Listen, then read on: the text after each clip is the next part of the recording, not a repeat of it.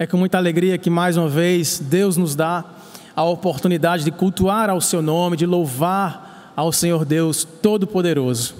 E na última sexta-feira agora, aqui em nosso estado da Paraíba, nós tivemos essa notícia aí que mexeu com a gente, nos trouxe aí um certo ânimo e também um ar de preocupação com o novo decreto estadual de flexibilização do isolamento social, com a permissão legal para a volta de algumas das atividades presenciais.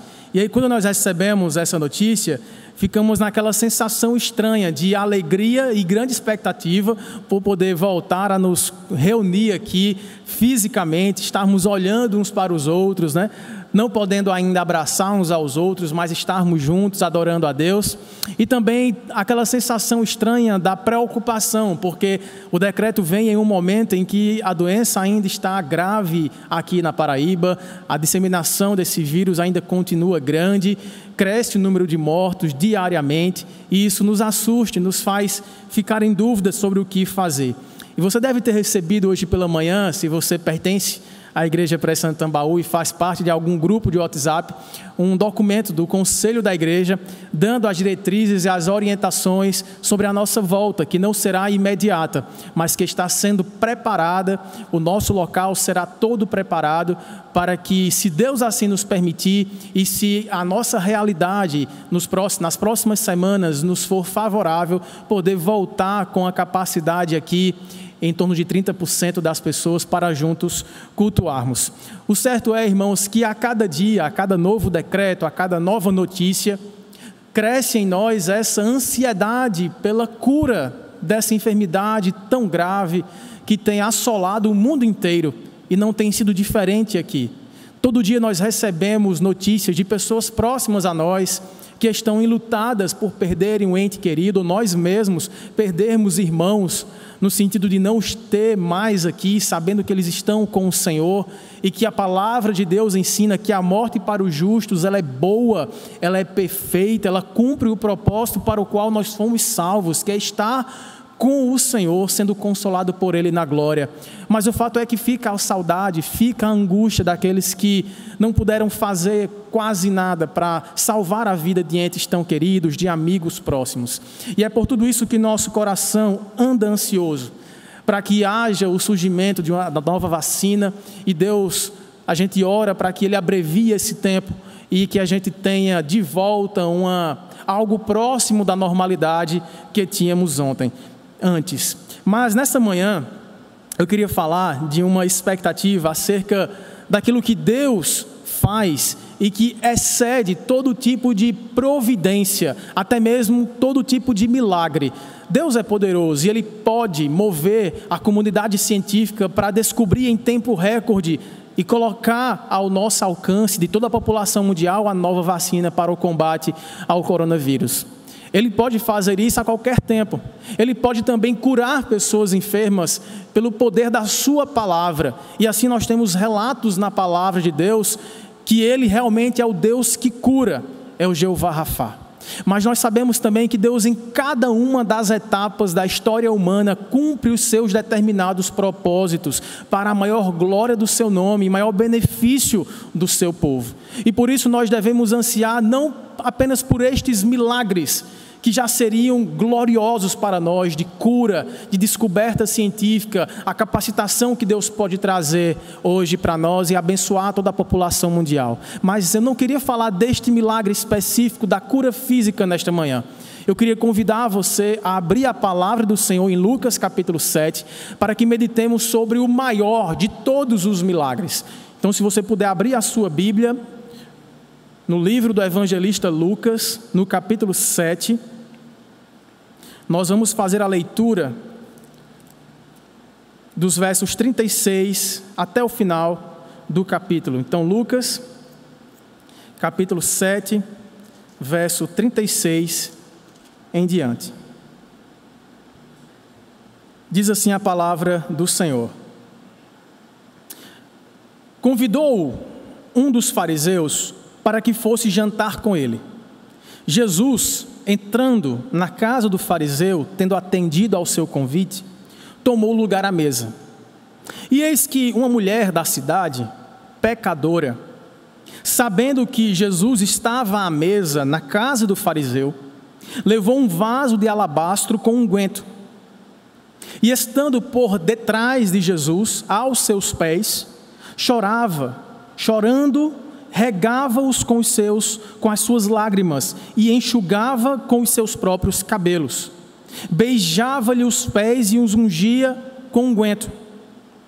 Ao ver isto, o fariseu que o convidara disse consigo mesmo no pensamento: se este Jesus fora profeta de fato, ele bem saberia quem e qual é a mulher que lhe tocou, porque é pecadora. Dirigiu-se Jesus para aquele homem e lhe disse: Simão, uma coisa tenho a lhe dizer. E ele respondeu: dize-a, mestre. Certo credor tinha 2 devedores. Um lhe devia 500 denários e outro 50. Não tendo nenhum dos 2 com que pagar, perdoou-lhes a ambos. Qual deles, portanto, o amará mais? Respondeu-lhe Simão, o fariseu: suponho, Senhor, que aquele a quem mais perdoou. Replicou-lhe Jesus: julgaste bem. E voltando-se para a mulher que estava aos seus pés, Jesus disse a Simão: Simão, vês esta mulher? Eu entrei em tua casa e não me deste água para os pés. Esta, porém, regou os meus pés com as suas lágrimas e os enxugou com os seus cabelos. Não me deste ósculo, saudação carinhosa de beijo. Entretanto, ela, desde que entrei, não cessa de me beijar os pés. Não me ungiste a cabeça com óleo, mas esta com bálsamo ungiu os meus pés. Por isso te digo: perdoados lhe são os seus pecados, os seus muitos pecados, porque ela muito amou. Mas aquele a quem pouco se perdoa, pouco ama. E então, voltando-se para a mulher, disse: perdoados são os teus pecados.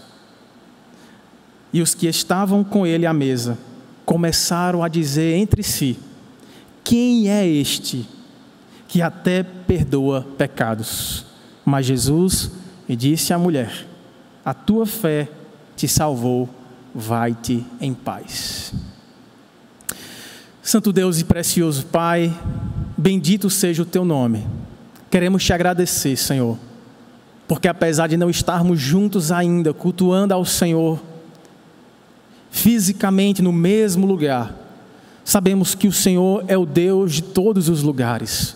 Tu és o Deus onipresente. Tu és o Deus que recebe a nossa adoração, mesmo vinda de pessoas imperfeitas, como nós somos imperfeitos, pecadores como nós somos pecadores. E o Senhor faz isso, Senhor, porque teu Filho Jesus Cristo pagou a dívida do nosso pecado e nos tornou propícios a Ti novamente. E é em nome dele que nós queremos pedir ao Senhor que não apenas aceite os louvores que Te foram entoados, que não apenas atendas as orações que aqui já fizemos e ainda o faremos, mas que agora, Pai, em especial, pedimos para ouvir a Tua voz, pedimos para ser ministrados pelo Teu Santo Espírito, pedimos que no abrir da boca deste pecador, Teu Espírito ministre a Tua vontade libertadora aos nossos corações. Fala conosco, Pai, nós Te pedimos, e nós Te daremos toda a honra, glória e louvor, bendizendo ao nome de Jesus Cristo, nosso Senhor, que vive e reina para sempre. Amém, Senhor. Meus irmãos, esse texto, essa história, ela está registrada por Lucas, e juntamente com todos os relatos que aqui estão, tanto neste evangelho, quanto no livro de Atos dos Apóstolos, eles foram escritos por Lucas em uma pesquisa acurada para confirmar a fé de Teófilo, que ele chama de excelentíssimo Teófilo, um homem que provavelmente havia conhecido, ouvido falar de Jesus e estava precisando investigar a vida dele, reler aquilo que ele havia dito, ouvir as histórias de Jesus, ter ciência dos relatos miraculosos que Jesus operou com grandes sinais e maravilhas, e tudo isso Lucas fez com a ajuda dos demais apóstolos para trazer uma confirmação, um amadurecimento da fé daquele irmão, o irmão Teófilo.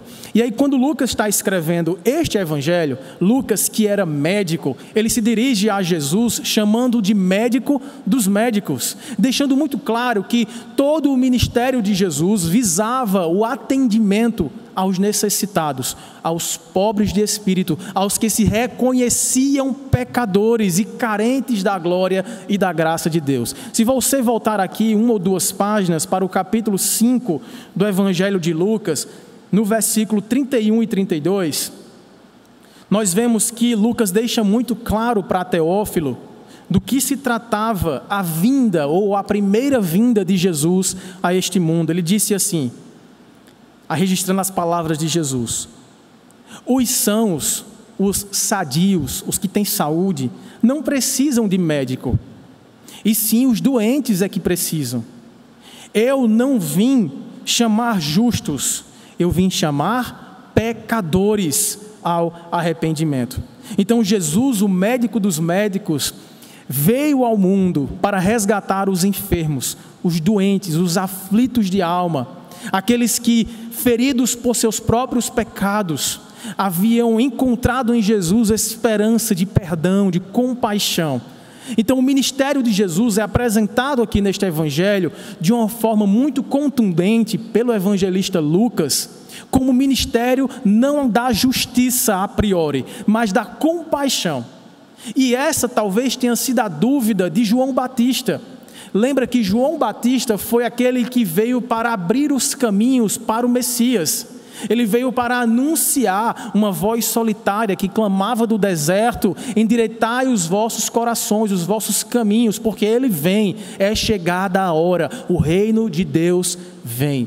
E aí, quando João Batista vem pregando essa mensagem de juízo, para que as pessoas se arrependessem, não fossem condenadas por seus próprios pecados, Cristo vem cumprindo todas as profecias messiânicas. Mas João fica em certo momento da sua vida, quando ele havia sido preso e estava prestes a ser condenado à morte, ele olha para Jesus, vendo todas as suas ações, e ele fica sentindo falta de um aspecto do cumprimento das profecias messiânicas. Cadê o juízo?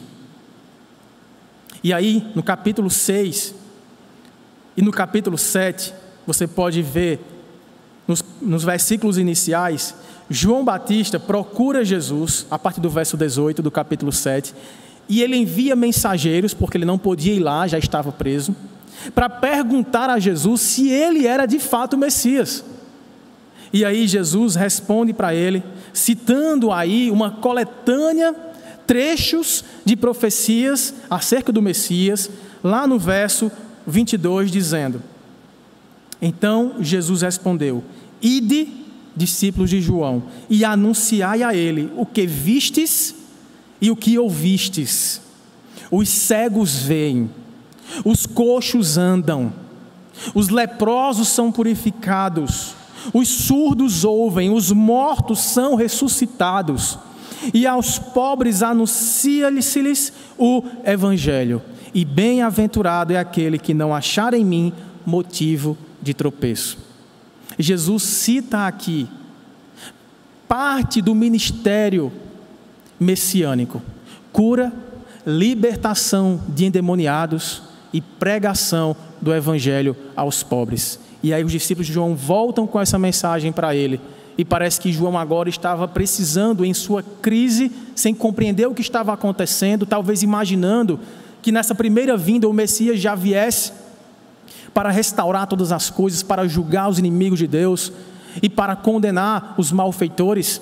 João recebe essa confirmação de que ele era o médico dos médicos, e nessa primeira vinda ele veio para curar, ele veio para perdoar, ele veio para libertar. E aí, irmãos, quando Jesus responde dessa forma, fica muito claro que Jesus estava aqui anunciando que o seu ministério, nesse primeiro momento, era, naquela expressão do Cordeirinho de Deus que tira o pecado do mundo, o cumprimento da morte sacrificial do servo sofredor, que o próprio Isaías e tantos outros profetizaram acerca do homem de dores, homem que se compadecia dos outros e que no seu castigo nós teríamos paz. Mas é bem verdade que Jesus também profetizou que nos últimos dias e que no final dos tempos ele retornaria, não mais como um cordeirinho para ser sacrificado e oferecer a cura aos enfermos e arrependimento aos pecadores. Ele viria como leão rugindo para julgar a terra e resgatar a sua igreja. E aí quando ele chega no capítulo 7, tudo isso que ele relata aos discípulos de João havia acontecido e Lucas estava narrando para Teófilo. No capítulo 7 nós temos aqui pelo menos 3 pessoas que foram atendidas com compaixão pelo mestre. Você vê aí a figura de uma viúva que havia tido um problema na sua casa, ela sendo sozinha com o seu filho adoece e vem a falecer, e aí Jesus o ressuscita. Jesus também havia acabado de curar um servo de um centurião romano, com o poder da sua palavra, e agora Jesus perdoa uma pecadora. E aí nós chegamos ao texto que lemos, a partir do verso 36, quando Lucas chama de forma mais sutil, identificando aquela mulher que foi o terceiro alvo desta graça do Deus compassivo, do médico dos médicos, que não veio para os que se acham bons, mas para os perdidos, que reconhecem a necessidade de serem achados. Ele conta essa história de ter chegado um convite para Jesus jantar na casa de um fariseu. E aqui já deveria suscitar um certo estranhamento do leitor Teófilo, porque ele lembra que os próprios fariseus eram avessos ao ministério e à pessoa de Jesus. Eles não acreditavam que Jesus era o Messias, embora conhecessem todas as profecias messiânicas, talvez até decorado muitos dos textos antigos que apontavam para tudo que Cristo viria cumprir. Eles olhavam para Jesus de Nazaré e diziam: não pode ser esse, um homem pobre, humilde, que come com pecadores, que tem comunhão com os mais miseráveis entre os homens. Não, nós estamos esperando o Messias que venha bajular o nosso centro religioso em Jerusalém, que venha nos trazer fama, que venha nos trazer empoderamento político aqui em Jerusalém, que venha nos libertar politicamente do Império Romano. E aí Jesus, frustrando as expectativas daqueles homens religiosos, porém impiedosos, ele comia com pecadores. Ele era condenado por isso. Só que dessa vez, e isso deve suscitar um certo estranhamento mesmo, Jesus é convidado não por um pecador, não por um publicano, por um cobrador de impostos. Jesus é convidado por este grupo, por um fariseu chamado Simão, para jantar em sua casa. E aí ele começa dizendo que ao ser convidado, Jesus entrou na sua casa e tomou lugar à mesa. E aqui a gente já deve achar estranha também essa situação, porque se nós estamos familiarizados com a cultura do Antigo Oriente Médio, nós esperávamos que ao ser recebido para um jantar, tendo sido convidado, se ele fosse tratado com respeito e dignidade que lhes eram próprias, aquele fariseu Simão deveria tratá-lo com maior dignidade, deveria ter recebido em sua porta com ósculo, com um beijo em seu rosto, para demonstrar publicamente a toda a comunidade que aquele homem era bem-vindo em seu lar. Depois disso ele seria acomodado em seu lugar, viria um servo da sua casa, o mais serviçal, para lavar os pés empoeirados de Jesus que acabara de chegar em sua casa, e ao sentar-se na mesa, Jesus seria ungido com óleo perfumado. Ele seria ali colocado em honrarias, seria ali ungido no sentido de ser destacado entre os convidados como alguém ilustre, como alguém bem-vindo. Mas nada disso acontece. Acontece, porém, algo muito mais inesperado. É que uma mulher, veja na sua Bíblia, uma mulher, no verso 37, da cidade, era alguém que morava naquela comunidade, que havia ouvido falar de Jesus, que ouviu falar dos milagres de Jesus, que ouviu falar das pregações de Jesus, que ouviu falar do amor de Jesus, do perdão de Jesus. que ouviu falar talvez do que está narrado no capítulo 5, quando um grupo de 4 amigos descia um paralítico por meio do teto de uma casa e Jesus, perdoando os seus pecados, o curou. E aquela mulher parece entender que aquele era o seu momento, que aquela era a sua chance de ser recebida por um homem que amava e amando pudesse perdoá-la, o próprio Deus que se encarnou. Só que esta mulher é chamada de mulher da cidade, mulher pecadora. E aqui a gente tem claramente a linguagem de sutileza do evangelista Lucas, que, sabendo do histórico daquela mulher, que era conhecida na comunidade como alguém que vivia da vida da cidade, uma mulher meretriz, uma prostituta, Lucas diz, era uma mulher pecadora. Sabendo que Jesus estava lá na mesa, consegue entrar na casa do fariseu, o que era também comum naquela época, quando alguém importante da cidade abria as suas tendas, abria a sua casa para receber convidados ilustres, era um convite também aberto ao público para que as pessoas se aproximassem e ouvissem aquilo que aquele mestre deveria falar, as palavras daquele mestre. Jesus aparentemente está sendo tratado como mestre aqui, ele é chamado assim pelo fariseu. Mas parece que há um ar de ironia aqui e nós perceberemos ao longo do texto. Porque quando a mulher chega e entra na casa daquele fariseu, ela se joga aos pés de Jesus. E aquela mulher começa a fazer tudo o que o fariseu deveria ter feito, mas o faz derramando a si própria, a sua própria vida aos pés do Senhor. Ela beija não o seu rosto, ela se acha indigna demais para isso. Ela beija os seus pés. Ela não lava os pés de Jesus com uma bacia e uma toalha e um sabão que pudesse encontrar e pedir emprestado ao servo da casa. Ela se faz a serva mais serviçal daquela casa em que ela não era escrava, para servir a Jesus, chorando aos seus pés, lavando os seus pés com as suas próprias lágrimas e enxugando não com uma toalha limpa, mas com os seus próprios cabelos. E depois disso ela resolve abrir mão daquilo que era importante para o seu meio de subsistência naquele momento. Sendo prostituta, ela tinha nas suas vestes e no seu perfume os seus bens mais valiosos para chamar a atenção dos homens da cidade. Mas ela pega aquele alabastro, aquele unguento, aquele óleo perfumado e ela o despeja aos pés de Jesus. Naquela cena inesperada, eu imagino o constrangimento das pessoas daquela casa.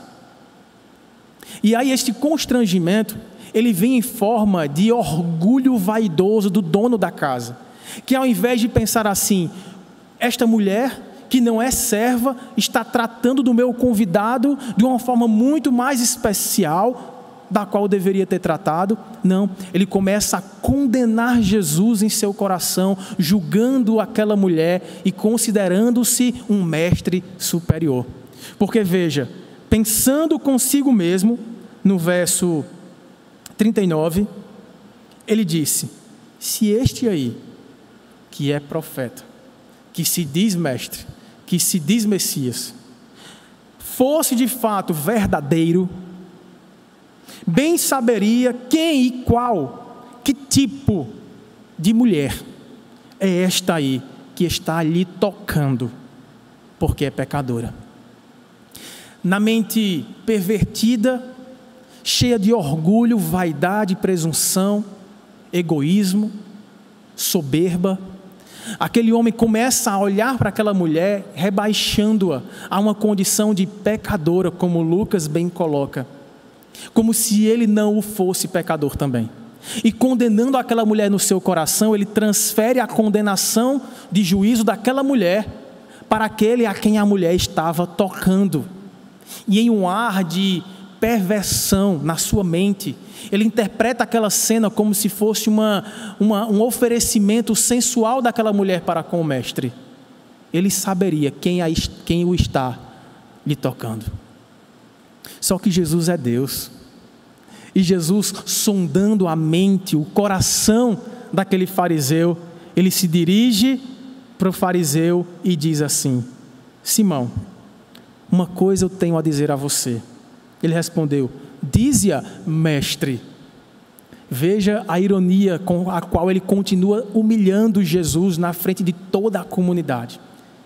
Não bastasse ele ter desprezado os cumprimentos tradicionais e culturais da época a um convidado que era mestre em Israel, além de humilhá-lo publicamente ao não ungí-lo, não beijá-lo e não lavar os seus pés, ele ironiza chamando-o de falso mestre.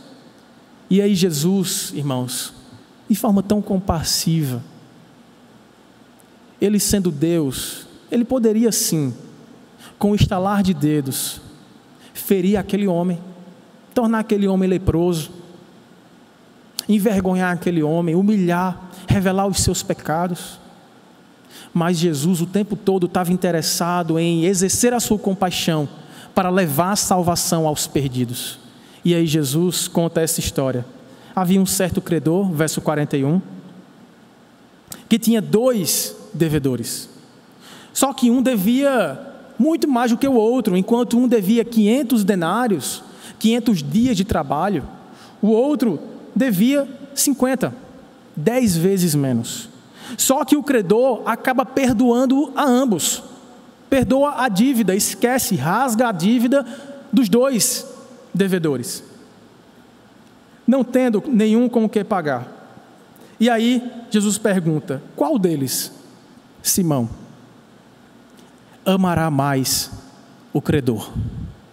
E aí Simão, com seu ar de lógica apurada, arrogância, diz assim: eu suponho, Senhor, nessa pergunta óbvia, que quem mais ama é aquele que mais foi perdoado. E aí Jesus disse: você julgou bem, desta vez você julgou bem. E voltando-se para a mulher, que continuava aos seus pés, provocando ali toda uma sensação de constrangimento dos convidados, Jesus aceita o serviço daquela mulher, aceita o seu choro, aceita a sua entrega de alma, aceita o seu arrependimento, aceita o seu derramamento não apenas de lágrimas, mas de coração. E voltando-se para ela, diz para Simão: Simão, você está vendo esta mulher? Eu entrei na tua casa e você não me deu água para os pés. Esta, porém, regou os meus pés com lágrimas e os enxugou com os seus cabelos. Não me deste ósculo no rosto. Ela, porém, desde que entrei na tua casa, não cessa de me beijar os pés. Não me ungiste a cabeça com óleo, mas esta com bálsamo ungiu os meus pés. Sabe de uma coisa, Simão? Baseado no julgamento que você fez corretamente da história que te contei, eu quero dizer uma coisa para você. Perdoados são os pecados dela, os muitos pecados dela. De fato, ela é pecadora. E os seus muitos pecados foram perdoados. E é por isso, Simão, que ela muito amou. Mas aquele a quem pouco se perdoa, aquele a quem é pouco perdoado, pouco terá capacidade de amar. E então, dizendo àquela mulher, com toda a sua compaixão do médico dos médicos que veio para sarar feridas e curar corações empobrecidos em pecado, desespero, angústia e culpa, Jesus diz: mulher, perdoados são os teus pecados. E todos os que estavam ali, irmãos, ao redor daquela mesa, espantados com aquela cena inesperada, começaram a dizer entre si: quem é este que até perdoa pecados? E Jesus disse àquela mulher: a tua fé te salvou, vai-te em paz. Meus irmãos, a mesma expressão que Jesus havia usado para a cura daquele paralítico, que os seus amigos o desceram ao centro, pelo teto de uma casa onde Jesus pregava, Jesus, ao curar a sua enfermidade, primeiro fez questão de dizer: perdoados lhes são os seus pecados. E todos ficaram maravilhados, e os principais religiosos indagaram entre si: quem ele pensa que é? Como assim ele diz: perdoados são os teus pecados? Só quem perdoa é Deus. Só quem pode perdoar pecados é o Senhor.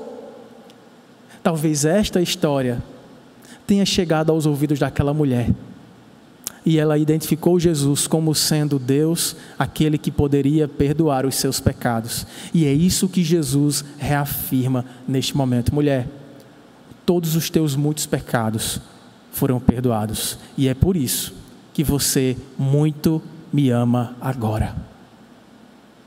De maneira muito clara, irmãos, e fazendo um paralelo aqui com as demais histórias que Jesus havia contado, nós lembramos aqui rapidamente da parábola dos perdidos, da ovelha perdida, da dracma perdida, dos filhos perdidos. Todas elas apontavam para a alegria do Salvador que encontrava o perdido, que tinha consciência de que estava perdido. A ovelha que sabia que estava perdida, não as 99 que achavam que não precisavam de arrependimento. O filho mais velho que também achava que não estava perdido, mas que estava perdido tanto quanto o filho mais moço. E a ambos aquele pai demonstra um amor gracioso do acolhimento dos perdidos para trazê-los a uma comunhão libertadora. Lembramos também da oração que Jesus contou em forma de parábola do publicano e do fariseu. Aqui mesmo no Evangelho de Lucas, no capítulo 18, a partir do verso 9, quando Jesus diz que aquele publicano cheio de pecado, sendo reconhecido por todos como um pecador, alguém corrupto, que exagerava na cobrança dos impostos para enriquecimento ilícito, às custas da pobreza do povo de Israel, este publicano subiu ao monte para orar ao Senhor, subiu ao templo, mas não ousava nem erguer os olhos.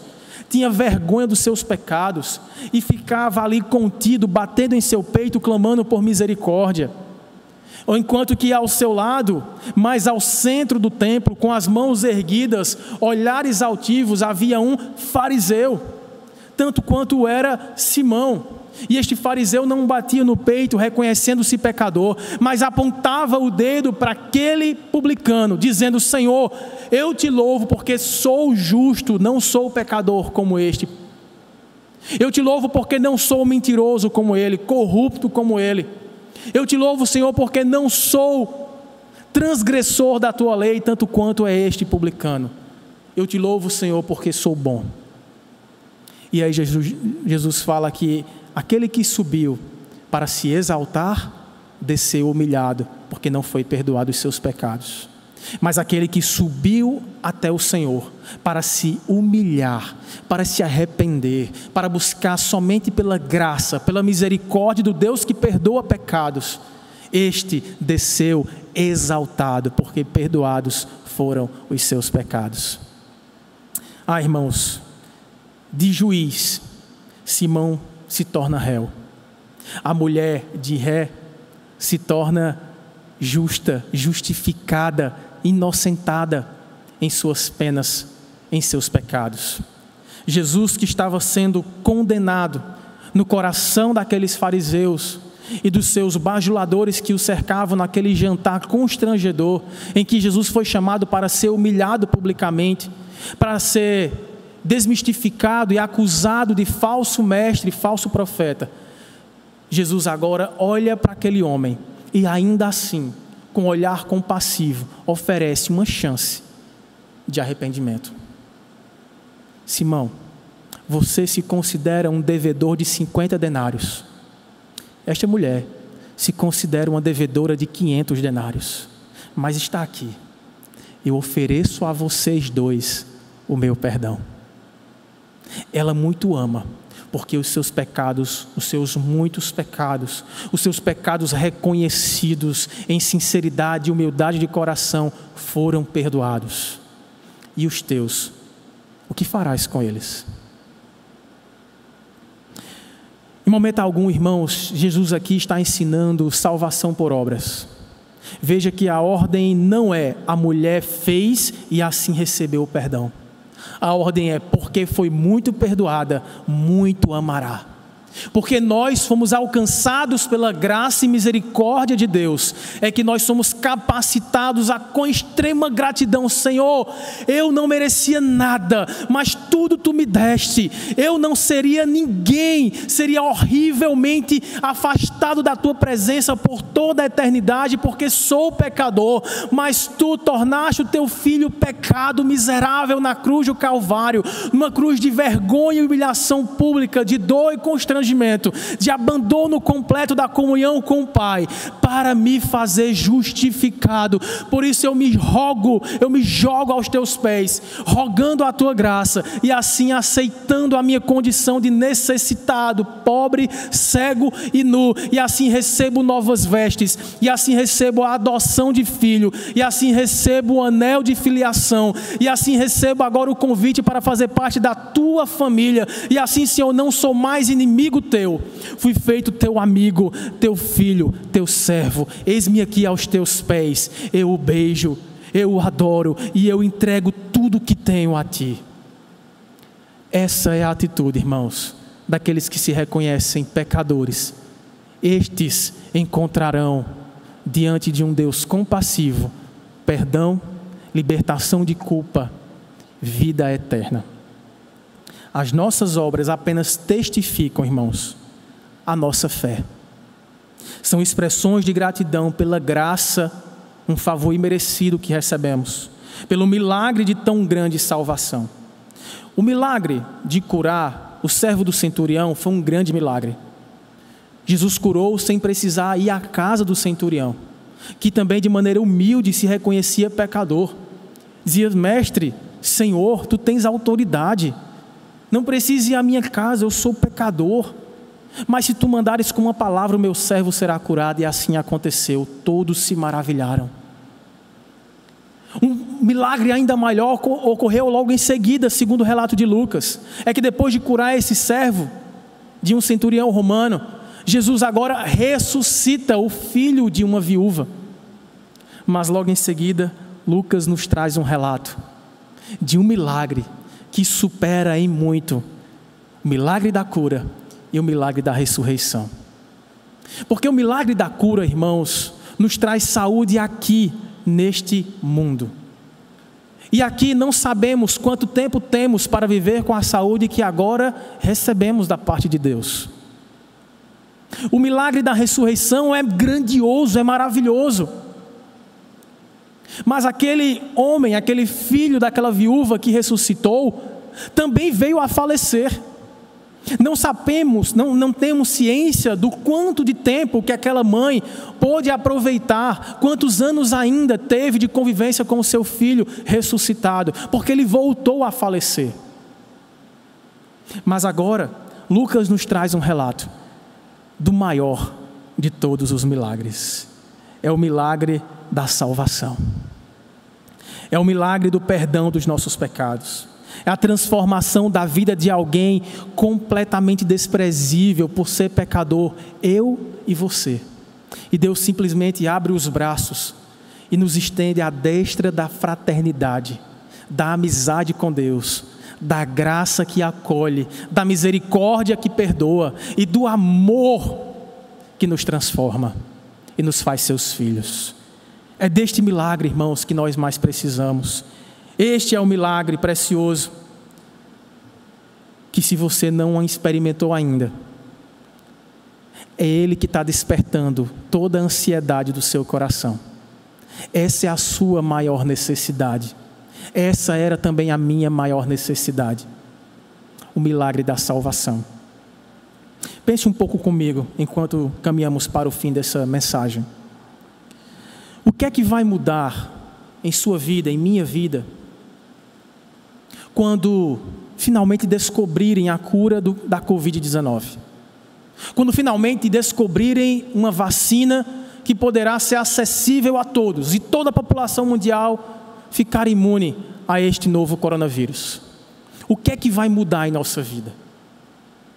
Certamente seremos beneficiados em diversos aspectos.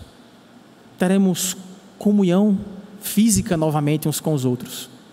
Poderemos trabalhar normalmente. Poderemos abraçar pessoas que nos causam tanta saudade hoje. Poderemos estar na rua, andando sem máscaras, fazendo nossas atividades ao ar livre, indo à praia, nos divertindo. Aqueles que sofrem hoje as dores da enfermidade poderão estar livres dela novamente. Mas eu pergunto a você, até quando durará isso? Até que ponto a cura da Covid-19 poderá acrescentar um côvado, um passo no curso da nossa vida?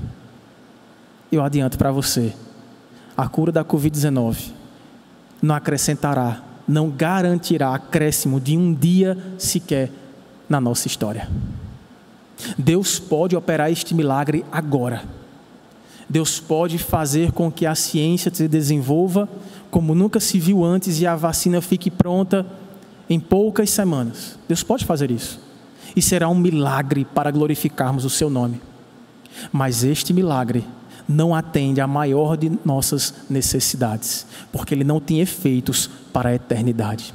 Mas este milagre, cujo relato nós lemos e fomos edificados na palavra de Deus hoje, ele transcende a vida no aqui e agora e nos dá a garantia de uma vida não apenas longínqua, não apenas cheia de saúde, ou não apenas livre desta enfermidade. O milagre da salvação garante para nós cura eterna da nossa alma e do nosso corpo. Garante para nós uma vida eterna de plena paz, prosperidade, alegria e livre de todo e qualquer mal. É este o milagre, irmãos, que Jesus está ofertando a nós hoje. A vacina é o Evangelho de Cristo. Recebe a vacina aqueles que cumprem um critério, aqueles que creem no Senhor Jesus de todo o seu coração e derramam a sua vida aos seus pés para servi-lo, para adorá-lo e fazer a sua vontade, para honrá-lo publicamente com as suas atitudes, ações, pensamentos, projetos de vida, família, trabalho e estudos, crendo no Senhor Jesus. Mais uma vez vacinado, você tem agora a garantia de que, ainda que morra, viverá eternamente, porque a você está garantida a ressurreição. Você terá a vida não apenas eterna, mas perfeita. Mas há algo que não pode deixar de ser dito aqui nesta oportunidade, e eu quero que você me ouça com muita atenção. A vacina está disponível hoje, a vacina do Evangelho, sendo ofertada enquanto ainda é tempo. Mas haverá um dia, quando o médico dos médicos, que hoje habita à destra do Pai, tendo ressuscitado dos mortos para garantir a nossa ressurreição, ele descerá das nuvens, Jesus, o Cristo, voltando a esta terra, porém não mais para ofertar a vacina do Evangelho, mas para dar alta aos imunizados que aceitaram a vacina em tempo oportuno e que poderão desfrutar de uma vida inimaginavelmente feliz e próspera. Mas ele virá também, num segundo aspecto, para isolar definitivamente todos os que, por um orgulho cego, uma vaidade pecaminosa, negaram a vacina e foram tomados pela enfermidade mortal do pecado, que os separará definitivamente de Deus, da sua família e de todo o bem. Por isso, meu irmão, aceite hoje a vacina que lhe está sendo oferecida. O médico dos médicos te oferece agora a vida eterna. Em Cristo não somos mais culpados dos nossos pecados, não somos mais apunhalados pela consciência de culpa e de desespero existencial que muitas vezes toma o coração daqueles que não têm esperança de vida eterna. Pelo contrário, somos justificados, somos feitos amigos de Deus, somos chamados para entrar no reino do seu amor como filhos adotados. Desfrutaremos assim em Cristo de todas as bênçãos que Ele mesmo conquistou por nós na cruz do Calvário. Somos herdeiros de uma bênção celestial. Somos perdoados e capacitados assim a amá-lo sobre todas as coisas e demonstrar, expressar este amor uns para com os outros. Somente assim, irmãos, seremos pessoas transformadas para vivermos para a glória do Deus que cura, a glória do Deus que salva. Este é o maior milagre. Portanto, creia em Jesus e viva. Maravilhoso Deus, mais uma vez te agradecemos por tua palavra, por teu evangelho, porque a oferta da cura de nossos pecados está disponível gratuitamente. Foi desenvolvida nos céus, foi ministrada a nós por aquele que desceu dos céus e se fez gente como a gente, e está sendo aplicada em nossa carne, em nossa alma, pelo Espírito da verdade, que nos convence de todo pecado, da justiça e do juízo. Ó Deus, que essa palavra alcance corações amargurados, cheios de culpa, constrangidos, mas também alcance corações que, não reconhecendo-se pecadores agora, sejam tomados, ó Deus, pelo teu Santo Espírito e sejam libertados do orgulho que cega a alma e que aleja os nossos passos em direção a Ti. Ó Deus, que aqueles que ouviram a Tua voz nesta manhã, que são as Tuas ovelhas eleitas desde antes da fundação do mundo, possam entrar na fila para receber esta vacina que agora é ofertada, e assim tenham a cura da sua alma, a restauração da sua vida por completo, como aquela mulher foi transformada e serviu de testemunho glorioso para toda aquela cidade. Assim também aconteça com cada um daqueles que, ouvindo a voz do bom pastor, do médico dos médicos, sejam salvos e santificados para a honra, glória e louvor do teu nome. Pois assim oramos e agradecemos em nome de Jesus. Amém, Senhor.